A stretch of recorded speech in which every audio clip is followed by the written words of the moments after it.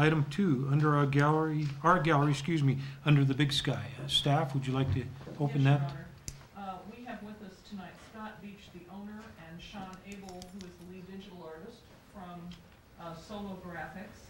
And they made a presentation to the Parking Advisory Board in regard to their program, which does include one of the city parking garages. And at the conclusion of that meeting, the Parking Advisory Board recommended that the city consider allowing the artwork that will be described to you in just a moment on the city garage. And so I believe Mr. Abel is going to make the, both of you are going to make the presentation. Oh, and you have handouts, okay. Thank you. Thank you. Good evening, ladies and gentlemen. Thanks for allowing me to speak.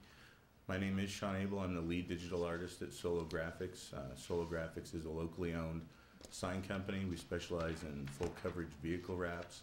And the project that we're going to talk about tonight is an outdoor urban art gallery. And if you're kind of scratching your head because you don't know what that is, that's okay, because these don't actually exist anywhere in the world yet. It's a brand new idea, a brand new concept, and something that we've always kind of envisioned is Billings being the birthplace of. And big picture-wise, we'd like to take it out to the rest of the world in kind of a 21st century renaissance. But it all kind of starts here in Billings with a project that we've titled Our Gallery Under the Big Sky.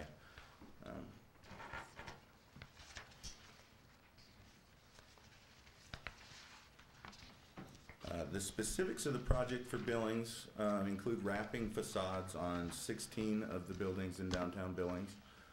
Those buildings are indicated here on the map as white structures.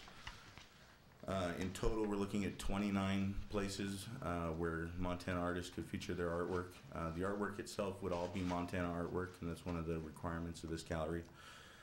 In total, we're looking at 180,000 square feet of art, which is, to put it in perspective, is larger than 3 football fields, including extra large end zones and sidelines. So it's a really big project. I've always thought, my dad does video production, kind of grew up on film sets, and I've always felt that video is a good way to get ideas across. To that end, I created this video that we'll go ahead and start playing right now.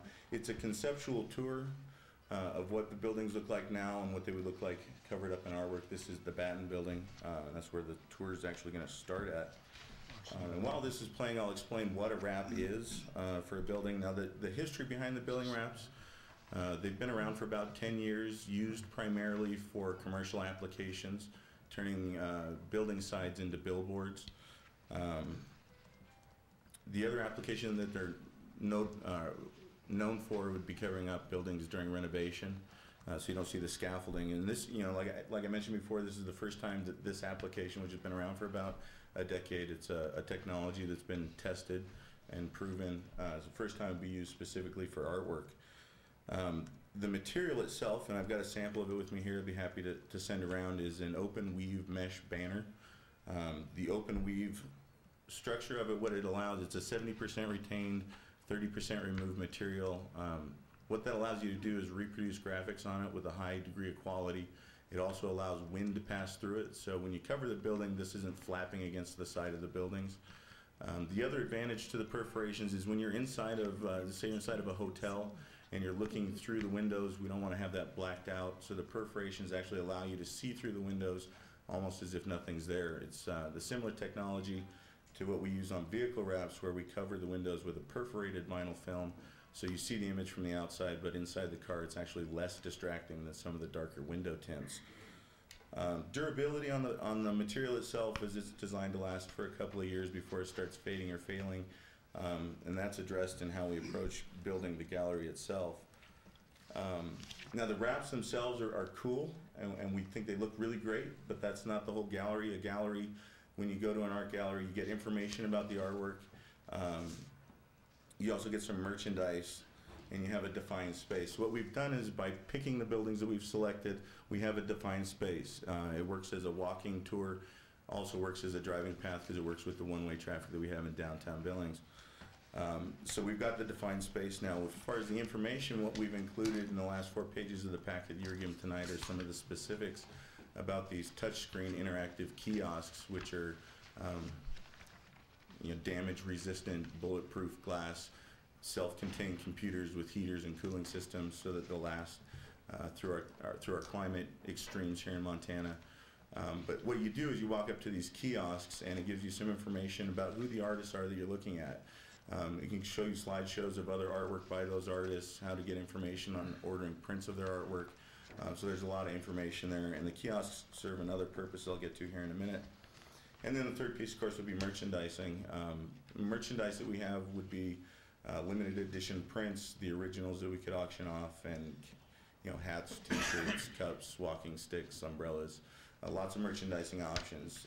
Revenue from those would then go into a proliferation fund, which is where we get back to the 2-year durability. So at the end of the 2 years that these are up, the proliferation fund will have generated enough revenue for us to be able to replace the artwork, giving another round of 29 artists another opportunity to expose the world to Montana artwork. Because we want it to be artwork and we don't want it to be advertising, we don't want to turn it into Times Square in New York City. I don't think anybody here wants to see a Calvin Klein ad of some guy in his underwear on the Crown Plaza. We really want to keep advertising off of the artwork, and that's another function of the kiosk. The kiosk is a great advertising tool for corporate sponsors, which is one of the keys in getting this project funded. The packet also outlines the total estimated cost of the project at around $685,000. We're looking to get a combination of corporate sponsorship and grant money to fund the project. And we also realize that 16 buildings and 180,000 square feet of art is pretty daunting, and especially for something that nobody's ever seen before.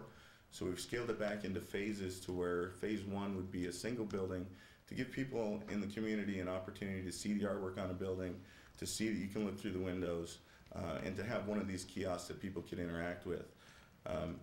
Now I've got a meeting actually a week from today with Tina Postel, the CEO down at the YMCA, who's offered to help us with some grant writing assistance and the use of her building, which will give 3 artists in Montana an opportunity to cover roughly 8,000 square feet and transform the outside of that building, which is actually page 5 of the packet, a before and after picture.